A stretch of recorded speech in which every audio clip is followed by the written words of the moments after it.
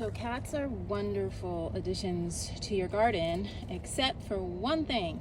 They like to poop in your soil, and I'm going to show you what I do to keep my cats from pooping and making a litter box out of my garden beds. So I tend to do things like this, where I find anything that I have extra in my garden and I use it as a barrier, something that can allow the plants to still grow through until they're kind of established. The cats generally kind of leave things alone. Like, I never have cats really go through there to try to make a litter box there, but they will if it's like there's a big open space. So I'll use something like this. I just use whatever I have around. I mean, you can use wire, you can use this plastic stuff, anything that allows the plants to grow through until they're established, and then the cats have no interest in the area anymore.